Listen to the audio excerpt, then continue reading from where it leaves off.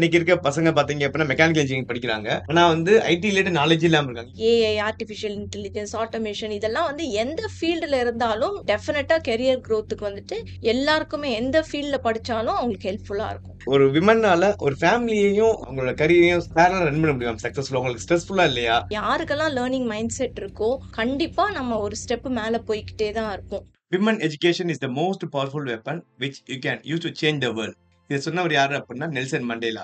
இந்த கோட்டுக்கு ஒரு சூட்டபிளான ஒரு இன்ஸ்பிரேஷன் பர்சனை தான் இந்த பாட்காஸ்ட்ல நம்ம பார்க்க போறோம். இந்த பாட்காஸ்ட்டை டீடைலா பாருங்க. கண்டிப்பா இந்த பாட்காஸ்ட் உங்களோட கரியருக்கு ஒரு இன்ஸ்பிரேஷனா இருக்கும் அப்படின்றத நான் நம்புறேன். சோ இந்த பாட்காஸ்ட்டை ஸ்கிப் பண்ணாம எண்ட் வரைக்கும் பாருங்க. ஹாய் கைஸ், இந்த வீடியோ பார்க்க நிறைய பேர் இன்ஜினியரிங் ஸ்டூடெண்ட்ஸா இருப்பீங்க.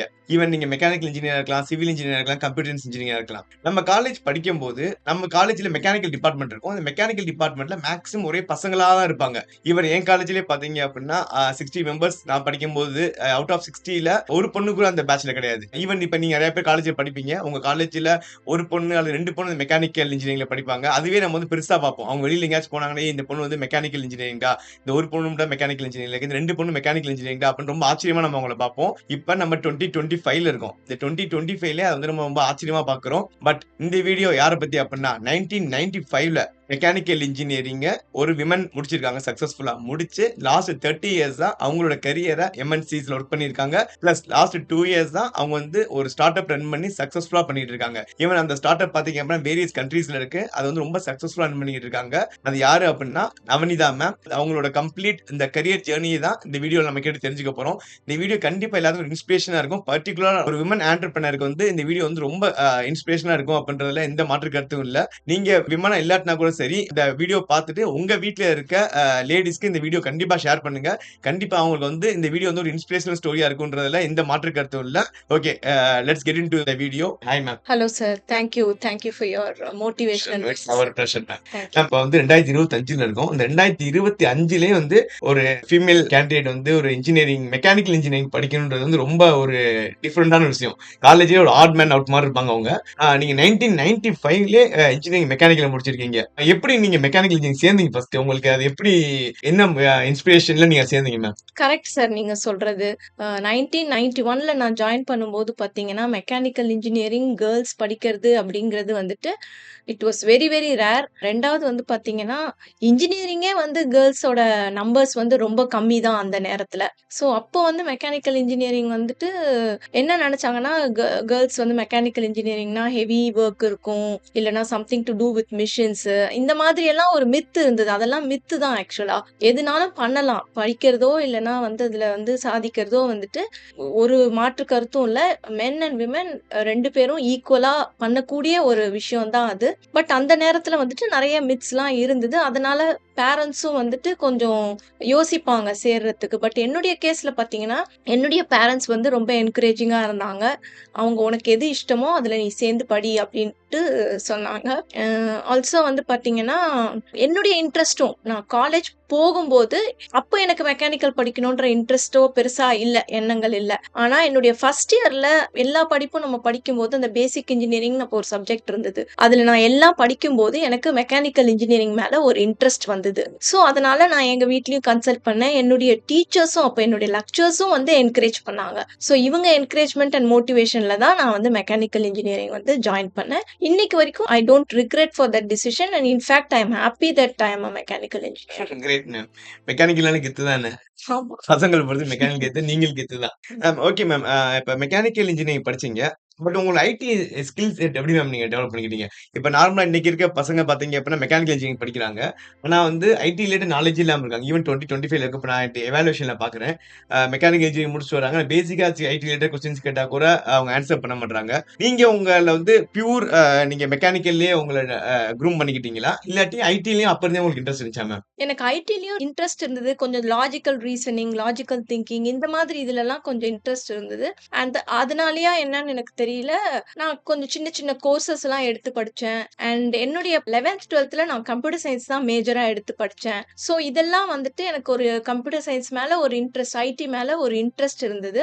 அண்ட் அதுக்கப்புறம் சின்ன சின்ன கோர்சஸ்லாம் நான் படிக்க ஆரம்பிச்சேன். அண்ட் டெஃபினட்டா அது வந்து காம்ப்ளிமெண்ட் பண்ணும். மெக்கானிக்கல் இன்ஜினியரிங்கோ இல்ல எந்த இன்ஜினியரிங் ஸ்ட்ரீமா இருந்தாலும் டெக்னிக்கல்க்கு வந்துட்டு ஐடியோட நாலேட்ஜ் வந்து அப்பவுமே அந்த டைம்ல கூட இட் வாஸ் ஹெல்ப்ஃபுல் அண்ட் இன்னைக்கு இட் இஸ் ஹைலி ரிலவெண்ட். இன்னைக்கு இண்டஸ்ட்ரி 4ல வந்து உங்களுக்கு பார்த்தீங்கன்னா, ஐடி உடைய like AI, artificial intelligence, automation இதெல்லாம் வந்து எந்த ஃபீல்டுல இருந்தாலும் இது வந்து காம்ப்ளிமெண்ட் பண்ணும். இந்த நாலேட்ஜ் வந்து டெஃபினட்டா கெரியர் குரோத்துக்கு வந்துட்டு எல்லாருக்குமே எந்த ஃபீல்ட்ல படிச்சாலும் அவங்களுக்கு ஹெல்ப்ஃபுல்லா இருக்கும். 100% இது கேரண்டி. சூப்பர். ஷூர்.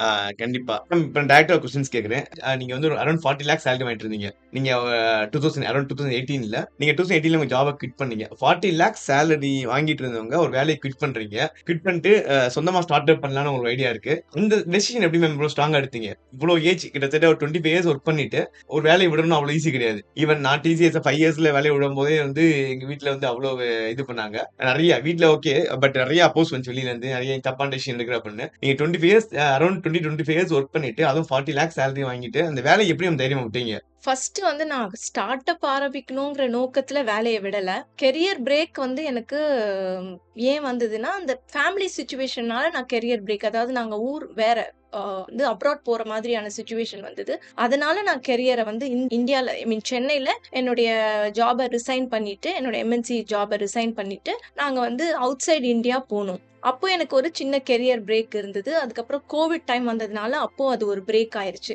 அதுக்கப்புறமா அந்த டைம்ல தான் என்னோட திங்கிங் கெரியர் பிரேக்குங்கிறது வெறும் நான் என்ன சொல்றது, என்னுடைய வேலை தான் வந்துட்டு நான் போய் வெளியில போய் வேலை பார்க்கல. அவ்வளவுதானே ஒழிய என்னோட லேர்னிங்கும், என்னோட மைண்ட் செட்டும் மாறவே இல்ல. ஸோ கான்ஸ்டன்ட்டா ஏதோ ஒண்ணு நான் படிச்சுக்கிட்டே இருந்தேன், லேர்ன் பண்ணிக்கிட்டே இருந்தேன். ஸோ அப்படி இருக்கும்போது எனக்கு வந்துட்டு இந்த மார்க்கெட்டிங்ல, மத்த ஃபீல்ட்ஸ்லலாம் எனக்கு கொஞ்சம் இன்ட்ரெஸ்ட் வர ஆரம்பிச்சது. ஸோ அப்போ அப்படி இன்ட்ரெஸ்ட் தான் டிஜிட்டல் மார்க்கெட்டிங்ல வந்து அத பத்தி நான் எக்ஸ்ப்ளோர் பண்ண ஆரம்பிச்சேன். அதுக்கப்புறமா தான் அந்த பேஷன் ஆஃப் எனக்கு ஏற்கனவே ஒரு கம்பெனி ஆரம்பிக்கணும், இல்லன்னா ஏதாவது பிசினஸ் பண்ணணும் அப்படிங்கிற எண்ணம் எனக்கு கொஞ்சம் வருஷங்களாவே என்னோட மைண்ட்ல இருந்தது. ஸோ இதெல்லாம் எனக்கு ஸ்பார்க் ஆச்சு. ஏன் நம்ம இப்போ அத பண்ணக்கூடாது அப்படின்ட்டு எனக்கு ஸ்பார்க் ஆச்சு. அந்த ஸ்பார்க்க வந்து நான் யுட்டிலைஸ் பண்ணிக்கிட்டு அதுக்கப்புறம் அதுக்குரிய கோர்சஸும் நான் படிச்சேன். டெக்னிக்கலாவும் சரி, ஆன்டர்பிரினர்ஷிப்லயும் சரி அதுக்குரிய கோர்சஸ படிச்சு என்ன நான் எக்யூப் பண்ணிக்கிட்டு, அதுக்கப்புறமா நான் வந்துட்டு என்னுடைய ஓன் ஸ்டார்ட் அப்ப ஆரம்பிச்சேன். Super ma'am. கிரேட் இன்ஸ்பிரேஷனா இருக்கு. யாஹ்! மேம் எனக்கு இன்னொரு டவுட் நீங்க சொன்னனால கேட்கிறேன். ஒரு விமன்னால ஒரு ஃபேமிலியையும் அவங்களோட கரியரையும் பேரலா ரன் பண்ண முடியும் சக்சஸ்ஃபுல்லா. உங்களுக்கு ஸ்ட்ரெஸ்ஃபுல்லா இல்லையா? நான் 20 இயர்ஸா ரன் பண்ணியிருக்கீங்க. நீங்க உங்க டாட்டர படிக்க வச்சிருப்பீங்க. அந்த ஜர்னி எப்படி மேம் இருந்துச்சு? ஏன்னா நான் டிசிஎஸ்ல நான் ஒர்க் பண்ணும்போது பார்த்தீங்க அப்படின்னா, டாப் லெவல் மேனேஜ்மென்ட் நான் ஃபீமேல் பார்த்ததே கிடையாது. 10 இயர்ஸ்க்கு மேல நான் பார்த்ததே கிடையாது. எல்லா பெரிய மேனேஜர்ஸ், ஜிஎல் எல்லாருமே வந்து மேலா தான் இருப்பாங்களே தவிர, நான் ஃபீமேல பார்த்ததே கிடையாது. எந்த இடத்துல மேம் அவங்க ஸ்ட்ரகிள் ஆகுறாங்க? எங்க இடத்துல அவங்களுக்கு ஒரு தடை கிரியேட் ஆகுது மேம்? அ உங்களுடைய கொஸ்டினுக்கு ஆன்சர் பண்ணணும்னா, ஃபர்ஸ்ட் பார்ட் பார்த்தீங்கன்னா, வொர்க் லைஃப் மேனேஜ்மென்ட். ஸோ நம்ம வந்து நெறைய விமன் வந்து இது நானும் தான் பண்ணிக்கிட்டு இருந்தேன். எல்லாத்தையும் பேலன்ஸ் பண்ணணும், எல்லாரையும் ஹேப்பி ஆக்கணும். அப்படின்னு நம்ம வந்துட்டு போகும்போது என்ன ஆகுதுன்னா, நமக்குள்ள ஒரு ஸ்ட்ரெஸ் டெவலப் ஆகுது. ஸோ நம்ம வந்து அத பேலன்ஸ் பண்ணிட்டு, எத வந்துட்டு எப்ப பண்ணணும் அப்படின்னு ஒர்க்கையும், பர்சனல் லைஃப்பையும் பேலன்ஸ் பண்ணி பண்ணும்போது, நமக்கு வந்து தானாவே அந்த ஸ்ட்ரெஸ் வந்து கம்மியாகுது. This is one thing. So இன்னும் இத வந்து நான் எப்படி சொல்லணும் அப்படின்னு பார்த்தீங்கன்னா, இப்போ நெறைய விமன் வந்து கெரியர்ல தே ஆர் ஷைனிங். ஸோ அதனால வந்து வொர்க் லைஃப் பேலன்ஸ் வந்து நம்ம கையில தான் இருக்கு. அண்ட் டெஃபினட்டா ஃபேமிலியோட கோஆப்பரேஷன் இருக்கணும். அண்ட் இன்னைக்கு காலகட்டத்தில அது நமக்கு இருக்குன்னு தான் நான் நினைக்கிறேன். It has lot improved. And so அது எனக்கும் கிடைச்சது. அதனால வந்துட்டு எனக்கு அது பெரிய ஸ்ட்ரெஸ் ஒண்ணும் இல்ல. எனக்கு கோஆப்பரேஷன் இருந்தது எல்லா வகையிலும். நானுமே வொர்க் லைஃப்ப பேலன்ஸ் பண்ணிக்கிட்டேன். அஃப்கோர்ஸ் எக்ஸ்டர்னல் ஹெல்ப் இல்லாம அத பண்ண முடியாது நம்மளால. அந்த எக்ஸ்டர்னல் ஹெல்ப் நம்ம கண்டிப்பா எடுத்தாகணும். ஃபேமிலி கிட்ட இருந்து ஹெல்ப் நம்ம எடுத்தாகணும். ஸோ இதெல்லாம் பண்ணும்போது நம்மளால வந்து ஸ்ட்ரெஸ் ஃப்ரீயா 2த்தையுமே நம்ம ஈக்குவலா, நீட்டா வந்து நம்ம பேலன்ஸ் பண்ணி ரன் பண்ண முடியும். இது என்னோட எக்ஸ்பீரியன்ஸ்ல வந்து நான் சொல்றேன். Great ma'am. So okay ma'am. இப்ப உங்களுக்கு வந்து நீங்க ஒர்க் பண்றது வந்து உங்களோட பேஷன்ட்டுக்காக ஒர்க் பண்றீங்களா? இல்ல மனிக்காக ஒர்க் பண்றீங்களா மேம்? இப்ப வந்து இவ்ளோ 30 இயர்ஸ் ஆயிருச்சு. நீங்க 40 லேக்ஸ் சேலரி விட்டு வந்திருக்கீங்க. உங்களுக்கு எது தூண்டுது மேம்? உங்களுக்கு இன்னும் இவ்ளோ ஆக்டிவா இருக்கீங்க. இவ்ளோ ஆக்டிவா ஒர்க் பண்றீங்க. இன்னுமே படிக்கிறீங்க. நெறைய ஐ மீன் எனக்கே நெறைய நீங்க அட்வைஸ் பண்ணுவீங்க. இந்த ப்ராஜெக்ட் இப்படி பண்ணுங்க. இப்படி ப்ரமோஷன் ஆக்டிவிட்டீஸ் பண்ணுங்க. எஸ்இஓ இந்த மாரி ஆக்டிவிட்டீஸ் பண்ணுங்க. நெறைய சொல்றீங்க. ஈவன் நான் நெறைய லேர்ன் பண்ணியிருக்கேன். இன்னுமே நீங்க நெறைய அப்டேட் பண்ணிக்கிட்டே இருக்கீங்க.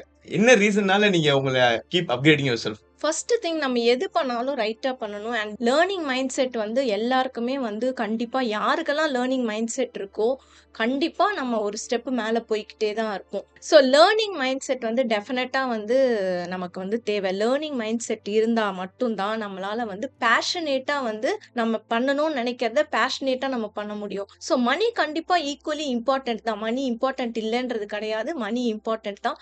ஆனா மணிக்காக மட்டும் நம்ம ஒண்ணு செஞ்சோம்னா, டெஃபினட்டா அது நமக்கு ஸ்ட்ரெஸ்ஃபுல்லா இருக்கும். மணி வித் நமக்கு பேஷன் இருந்ததுன்னா, அதோடைய லெவலே வேற. ஸோ, அப்படிதான் நம்ம வந்து நம்மளுடைய கெரியர் பாத்த வந்து நம்ம சூஸ் பண்ணிக்கலாம். அண்ட் கெரியர் சேஞ்ச் எந்த நேரத்துல வேணாலும், எது வேணும்னாலும் நம்ம படிக்கலாம். எப்படி வேணும்னாலும் நம்ம சேஞ்ச் பண்ணிக்கலாம். நம்மள அடாப்டபிளா வச்சுக்கிட்டோம்னா, கெரியர் ஓரியன்டடா என்ன வேணும்னாலும் நம்மளால வந்து பண்ண முடியும். For sure. Super. Okay ma'am. இப்ப எங்க ரிலேட்டடான கொஸ்டின்ஸ் ஒண்ணு கேட்கிறேன் நானு. இப்ப நான் ஐடிலேருந்து ஐடிக்கு வரணும்னு நெறைய பேர் ஆசைப்படுவாங்க. இப்ப சே ஃபார் எக்ஸாம்பிள் ஒரு மெக்கானிக் இண்டஸ்ட்ரியில, சிவில் இண்டஸ்ட்ரீஸ்ல குரோத் பெருசா இருக்காது. 30,000 40,000 சேலரி வாங்கியிருப்பாங்க. அவங்க மேரேஜ் கூட ஆயிருக்கும். அவங்க வந்து கேரியர் ஸ்விட்ச் ஓவர் பண்ணலாம் ட்ரை பண்ணுவாங்க. அவங்க காலேஜ் முடிச்சு 5 இயர்ஸ் ஆயிருக்கும், 10 இயர்ஸ் ஆயிருக்கும். சோ அந்த நான் ஐடி டூ ஐடி வர்றவங்களுக்கு நீங்க என்ன அட்வைஸ் பண்றீங்க? அது பாசிபிளா? இல்லாட்டி இண்டஸ்ட்ரீஸ்ல ஏஜ்ன்னு ஒரு கிரைட்டீரியா இருக்கா? இல்லாட்டி நான் ஐடி ஐடி வர முடியாத ரூல்ஸ் இருக்கா? நீங்க எப்படி பாக்குறீங்க? ஈவன் நீங்க நெறைய கண்ட்ரீஸ் டிராவல் பண்ணியிருக்கீங்க. இந்தியால மட்டும் இல்லாம அப்ராட்லயும் இது எப்படி மேம் பாக்குறாங்க? ஒரு நான் ஐடி வந்து ஐடி மூவ் பண்ணும்போது அவங்கள இண்டஸ்ட்ரி பாயிண்ட் ஆஃப் வியூல எப்படி மேம் அவங்கள பாக்குறாங்க? இப்போ வந்து பாத்தீங்கன்னா, நான் ஐடிலருந்து ஐடிக்கு மூவ் ஆகுறது அப்படிங்கிறது வந்துட்டு நம்மளுடைய இன்ட்ரெஸ்ட்டும், பேஷனும் தான். நான் ஏற்கனவே சொன்ன மாதிரி, நமக்கு இன்ட்ரெஸ்ட் இருக்கணும். நம்ம அந்த அந்த ஃபீல்ட்ல பேஷனேட்டா ஒர்க் பண்ணணும். அதுக்கேத்த லேர்னிங் நம்ம we need to learning mind set நமக்கு கண்டிப்பா மைண்ட் செட் ஷிஃப்ட் நமக்கு இருக்கணும். இது 3 இருந்ததுன்னா எந்த ஃபீல்ட்லயுமே நம்மளால ஷைன் ஆக முடியும். ஸோ ஒரு நான் ஐடி பேக்ரவுண்ட் இருந்தா அதுக்கு பயம்லாம் தேவை கிடையாது. நம்மளுக்கு ஐடிக்கு மாறணும் நம்ம நினைச்சோம்னா ஃபார் வேரியஸ் ரீசன்ஸ் உங்களுக்கு இன்ட்ரெஸ்ட் இருக்கலாம், இல்ல உங்களுக்கு சேலரி வைஸ் இம்ப்ரூவ்மெண்ட் வேணும்னு நினைக்கலாம், இல்ல கெரியர் growth ஃபாஸ்ட் ரேப்பிடா இருக்கும்னு நினைக்கலாம். So what ever may be the reason, எல்லாத்துக்கும் மேல உங்களுக்கு மைண்ட் செட் ஷிஃப்ட் இருக்கணும். அடுத்தது வந்துட்டு அடாப்டபிளா இருக்கணும். அந்த ஃபீல்டுல நீங்க வந்து லேர்ன் பண்ணணும். நீங்க லேர்ன் பண்ணிட்டு அதுக்கப்புறமா நீங்க வந்துட்டு உங்களோட கெரியர் சேஞ்ச வந்துட்டு உங்க நான் ஐடி டு ஐடிக்கு மாறணும் அப்படின்னு நினைச்சீங்கன்னா, அதுக்குரிய ஸ்டெப்ஸ வந்து நீங்க கிளீனா எடுத்தீங்கன்னா, டெஃபினட்டா வந்து அந்த சேஞ்ச் வந்து உங்களுக்கு ரொம்ப ஈஸியா, ஸ்மூத்தா உங்களோட அந்த சேஞ்ச் இருக்கும். அண்ட் எனக்கு தெரிஞ்ச வரைக்கும் இப்ப இருக்கிற காலகட்டத்துல வந்துட்டு எல்லா இண்டஸ்ட்ரீஸுமே நான் ஐடி இண்டஸ்ட்ரீஸ் யாருமே வந்துட்டு they are only seeing your skill set.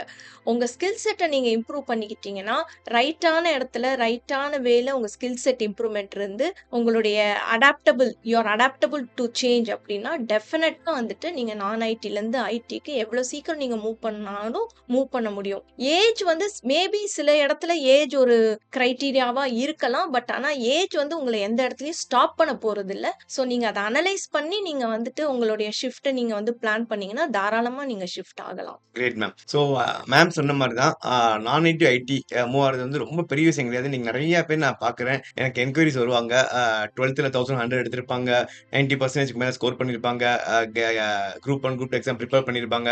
அவங்க எல்லாம் நினச்சிக்கிடுவாங்க அப்படின்னா நம்மளுக்கு கரியர் கேப் ஆயிடுச்சு, 5 இயர்ஸ் ஆயிடுச்சு, 3 இயர்ஸ் ஆயிடுச்சு, 10 இயர்ஸ் ஆயிடுச்சு, ஐடிக்குள்ள மூவ் பண்ண முடியாது அப்படின்னு நினைக்கிறாங்க. அப்படி ஒரு ரூல்ஸ் கிடையாது. ஈவன் மேம் சொன்ன மாதிரி ஈவன் 1-2 கம்பெனியில் ரூல்ஸ் ஆர் தேர். அவங்க ப்ரோட்டோகால்ஸ் ஃபாலோ பண்ணுறாங்க. But not all the companies. More then 90% companies வந்து ஸ்கில் செட் மட்டும் தான் எக்ஸ்பெக்ட் பண்றாங்க. So if you ready to move to IT அப்படின்னா, if you have passion on தட்னா you can easily move on. Okay ma'am. So next question என்ன அப்படின்னா, இன்னைக்கு நிறைய யங்ஸ்டர்ஸ் பார்த்தீங்க அப்படின்னா காலேஜ் முடிக்கிறாங்க. காலேஜ் முடிச்ச உடனேயுமே வந்து ஒரு ஸ்டார்ட் அப் நான் ஸ்டார்ட் பண்ணியிருக்கேன், இல்லாட்டி நான் பிசினஸ் பண்ண போறேன், எனக்கு யாருக்கு கீழே ஒர்க் பண்றதுல இன்ட்ரெஸ்டே கிடையாது, பிசினஸ் நான் தான் கெத்து, நானே எனக்கு ஓனரா இருக்க போறேன் அப்படிலாம் சொல்லி நிறைய பேர் என்னோட பொறுத்த ராங் டிசிஷன் அது. இதை நீங்க எப்படி பாக்குறீங்க? ஏன்னா நீங்க இவ்வளவு தூரம் டிராவல் பண்ணி இவ்வளவு எக்ஸ்பீரியன்ஸ் கெயின் பண்ணிட்டு நீங்க இப்போ ஸ்டார்ட் அப் ரன் பண்ணி சக்சஸ்ஃபுல்லா பண்ணிட்டு இருக்கீங்க. ஒரு காலேஜ் முடிச்சோன்னையும் எங்கேயுமே ஒரு ஒர்க் எக்ஸ்பீரியன்ஸ் இல்லாம ஒருத்தர் ஸ்டார்ட் அப் பண்றது சரியா தப்பா மேம்? இதுல ஆக்சுவலா பாத்தீங்கன்னா சார், இது எது சரி எது தப்பு அப்படின்றது ஸ்ட்ரெயிட் ஃபார்வர்ட் ஆன்சர் இதுல கிடையாது. ஏன் அப்படின்னு நான் சொல்றேன்னா, ஒரு ஸ்டார்ட் அப் ஆரம்பிக்கணும், நீ உனக்கு ஓனா ஆரம்பிக்கணும்னா டெஃபினட்டா அதுக்குரிய நாலேஜை நம்ம கெயின் பண்ணிக்கணும், அதுக்குரிய எக்ஸ்பீரியன்ஸை நம்ம கெயின் பண்ணிக்கணும். அதுக்கப்புறம் நீங்க பண்ணீங்கன்னா உங்களோட ஓன் ஸ்டார்ட் அப் ஆரம்பிக்கும் போது உங்களுக்கு வந்து அது சக்சஸ் பாத் வந்து உங்களுக்கு இன்னும் நல்லா இருக்கும். ஆனால் இப்போ இருக்கிற சில ஜெனரேஷன்ஸ் இப்ப நான் பார்த்திருக்கேன், நிறைய பேர் வந்து காலேஜ் படிக்கும் போதே அதை டெவலப் பண்ணிக்கிறாங்க. அதை சைமல்டேனியஸா டெவலப் பண்ணிட்டு அதுக்கப்புறம் முடிச்சுட்டு வந்த பிறகு அவங்க வந்துட்டு ஸ்டார்ட் அப் ஆரம்பிக்கிறாங்க அப்படின்னா அது வந்து டெஃபினட்டா வந்து லேர்னிங் இருக்கும், சக்சஸை நோக்கி போகும். பட் நிறைய பேர் வந்துட்டு அதை பார்த்துட்டு இவங்க முடிச்ச உடனே ஆரம்பிக்கும் போது சம்டைம்ஸ் வந்துட்டு நிறைய பேருக்கு ஸ்டார்ட் அப்ஸ் வந்து ஃபெயிலியர்ல போய் முடியும். ஏன்னா நிறைய விஷயங்கள் தெரியாம நிறைய விஷயங்களை எக்ஸ்ப்ளோர் பண்ணாம அவங்க வந்து அந்த ஸ்டார்ட் அப் ஆரம்பிக்கிறதுனால அது ஃபெயிலியர்ஸ்ல போய் முடியுது. ஸோ என்னுடைய சஜஷன் வந்து ஸ்டார்ட் அப் ஆரம்பிக்கணும் அப்படிங்கிற ஒரு டிசிஷன் உங்களுக்கு இருந்ததுன்னா, நீங்க ஒரு பிசினஸ் பர்சன் ஆகணும்னு டிசிஷன் இருந்தா, டெஃபினட்டா அத நோக்கி நீங்க வந்து உங்களோட அப்ஜெக்டிவ கிளியரா வச்சுக்கோங்க. உங்க கோல்ஸ் கிளியரா இருக்கட்டும். அத நோக்கி ஒர்க் பண்ணுங்க. அந்த கோல்ஸ அட்டைன் பண்ண என்னெல்லாம் வேணும் நமக்கு, அந்த ரோட் மேப் போடுங்க. ரோட் மேப்க்கு ஏத்த மாரி வொர்க் பண்ணுங்க. டெஃபினட்டா உங்களுடைய கெரியர் பாத், உங்களுடைய கனவு வந்து கண்டிப்பா வந்து பலிக்கும். Sure ma'am. மேம் இன்னொரு கொஸ்டின் மேம் எனக்கு. ஏன்னா ஒவ்வொருத்தவங்களுக்கும் லைஃப்ல அச்சீவ் பண்ணவங்க எல்லாருக்குமே சில இடத்துல தப்பான டிசிஷன் எடுத்திருப்பாங்க. சில இடத்துல ரைட்டான டிசிஷன் எடுத்திருப்பாங்க. இந்த டிசிஷன் நம்ம எடுத்திருக்க கூடாதோ அப்படின்னு ரொம்ப ரெக்ரெட் பண்ணுவாங்க. இந்த டிசிஷன் எடுத்ததுனால தான் இவ்வளோ சக்ஸஸ் ஆயிருக்கோம் அப்படின்னு ஃபீல் பண்ணுவாங்க.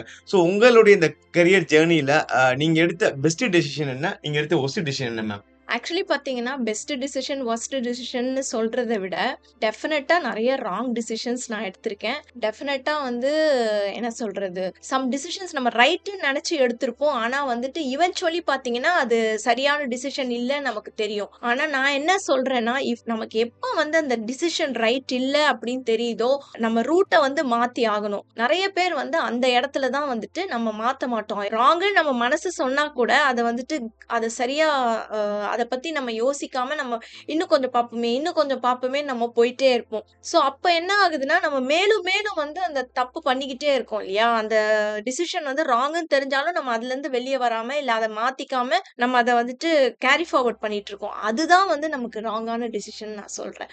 நானும் அந்த தப்புக்கள்லாம் நெறைய பண்ணேன். கெரியர்லயும் சரி, பெர்சனல் லைஃப்லயும் சரி, இந்த மாரி நம்ம நெறைய டிசிஷன்ஸ் எடுப்போம். இதெல்லாம் நமக்கு ஒரு லேர்னிங் கர்வா நம்ம வந்து அத மாத்திக்கணும். எப்ப நம்ம வந்து அத லேர்னிங் கர்வா மாத்துறோமோ, then all decisions are good decisions. Super ma'am. Yeah. Okay ma'am. One final question ma'am. உங்களோட டெய்லி ரொட்டீன் எப்படி மேம் மேனேஜ் பண்றீங்க? ஸோ எனக்கு என்னன்னா, ஈவன் நீங்க சவுதி போறீங்க. உங்க டாட்டர் நியூசிலாந்துல இருக்காங்கன்னு நினைக்கிறேன். ரெகுலரா இந்தியா வரீங்க. You have clients in Dubai, Abu Dhabi அங்க கிளையண்ட்ஸ் வச்சிருக்கீங்க. டைம் மேனேஜ்மெண்ட் பார்த்தீங்கன்னா, பக்கா மெயின்டெயின் பண்றீங்க. இன்னைக்கு 3:30க்கு மீட் பண்ணலாம்னு சொன்னோம். 3:30க்கு ஷார்ப் பண்ணீங்க. நீங்க லிஃப்ட் ஓப்பன் பண்ணி 3:30க்கு உள்ள வரீங்க. இது எப்படி மேம் ஹேண்டில் பண்றீங்க? வேரியஸ் கண்ட்ரில கிளையண்ட்ஸ் இருக்காங்க. டைம் மேனேஜ்மெண்ட் உங்க டெய்லி ரொட்டீன் எப்படி இவ்வளோ பெர்ஃபெக்ட்டா ஹேண்டில் பண்றீங்க? டைம் மேனேஜ்மெண்ட் தான் உங்க சக்ஸஸ்க்கான காரணமா? இல்ல அபார்ட் ஃப்ரம் டைம் மேனேஜ்மெண்ட் வேற எதுவும் இருக்கா? டைம் மேனேஜ்மெண்ட் ரொம்ப முக்கியம். ஏன்னா டைம் மேனேஜ்மெண்ட் இருந்தா தான் நீங்க இதுக்கு முன்னாடி கேட்டீங்க இல்லையா? ஒர்க் லைஃப் பேலன்ஸ் எப்படின்னு. அதுல டைம் மேனேஜ்மெண்ட்டும் கண்டிப்பா வருது. அண்ட் ஆல்சோ வந்து வி ஷுட் ரெஸ்பெக்ட் டைம். அதுல வந்து எந்த விதமான மாற்று கருத்தும் கிடையாது. அண்ட் அப்படி பண்ணும்போது தான் நமக்குமே ஒரு கிளாரிட்டி இருக்கும். நமக்குமே ஒரு கோல்ஸ் இருக்கு இல்லைங்களா? அந்த கோல்ஸ வந்து அச்சீவ் பண்ணணும் அப்படின்னா, நம்ம கண்டிப்பா என்ன நம்ம பண்ண போறோம்? அந்த கிளாரிட்டி இருக்கணும். எப்படி நம்ம டைம மேனேஜ் பண்ண போறோம்? அப்படிங்கிற கிளாரிட்டியும் இருக்கணும். ஸோ கண்டிப்பா time management is must. One of the factors definitely. Okay ma'am. Thank you so much. Thank you. So எங்களோட யுனிக் ஸ்டூடெண்ட்டுக்காக எங்களுடைய நம்ம சேனல் சப்ஸ்கிரைபர்ஸ்க்காக, வியூவர்ஸ்க்காக நீங்க ஏதாவது சொல்லணும்னா சொல்லலாம் மேம். ஸோ பார்த்த வரைக்கும் உங்களுக்கு நெறைய யங்ஸ்டர்ஸ் வந்து உங்களுடைய சப்ஸ்கிரைபர்ஸாவும், உங்களுக்கு எடுடெக் கம்பெனிங்கிறதுனால நீங்க நெறைய ஸ்டூடண்ட்ஸோட ஹேண்டில் பண்ணிட்டுருக்கீங்க. Students and recently few years experience வச்சிருக்கிறவங்களோட நீங்க ஹேண்டில் பண்ணிட்டுருக்கீங்க. நீங்க உங்களோட அவங்க நெறைய டை அப்ஸ்ல இருக்காங்க. ஸோ என்னுடைய எக்ஸ்பீரியன்ஸ்ல நான் சொல்றது என்ன அப்டின்னா, அடாப்டபிளா இருங்க. மைண்ட் செட் சேஞ்ச் வந்து கண்டிப்பா நமக்கு தேவை. ஸோ உங்களுடைய மைண்ட் செட்ட வந்து ரொம்ப பாசிட்டிவா வச்சுக்கோங்க. அடாப்டபிளா இருங்க. இன்னைக்கு இருக்கிற ட்ரெண்ட்ஸுக்கு ஏத்த மாதிரி learning is more important. Learning இருக்கணும். அதுக்கப்புறம் உங்களுக்குன்னு ஒரு அப்ஜெக்டிவ்ஸ் வச்சுக்கோங்க. உங்களுக்குன்னு ட்ரீம்ஸ் வச்சுக்கோங்க. அத நோக்கி போங்க. டெஃபினட்டா success is in your hands. Thank you. Thank you so much ma'am. Thank you.